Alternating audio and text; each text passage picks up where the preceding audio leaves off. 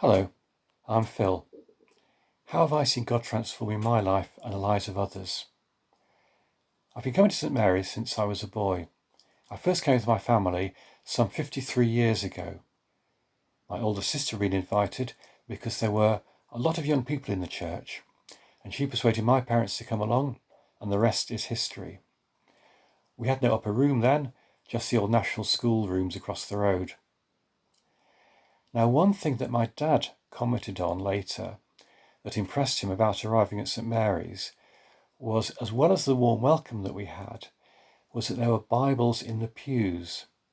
That wasn't so usual in those days, and this showed a commitment to God's word and to put it into people's hands. So over the intervening years, I've seen transformations in others and experienced it myself. Two brief examples to share. One turning point in my Christian life was on a 20-plus weekend away some 30 years ago. It was led by Martin Brown, who spoke on the I am sayings of Jesus in John's Gospel.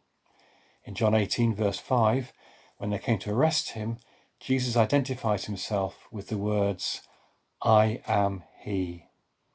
And we read that those who came to arrest him all fell aback at these words. Why? Because in that short statement he declared himself to be God, the great I am.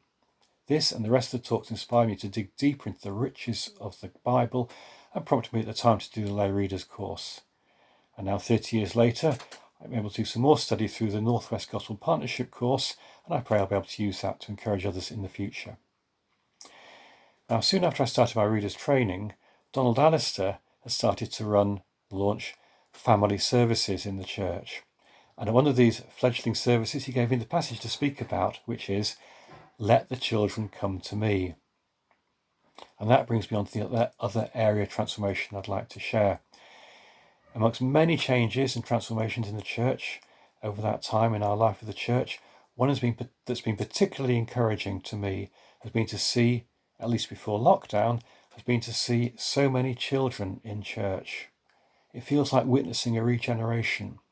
It's been so good to see the life and the vitality that brings, and to know that so many young people have been given the opportunity to grow up in a loving place and one where they'll be nurtured in the gospel. And I pray the children will be back before too long. But at the heart of these transformations, one thing has stayed the same: the Bible in the pews, the foundation of transformation that is built on God's word. Thank you.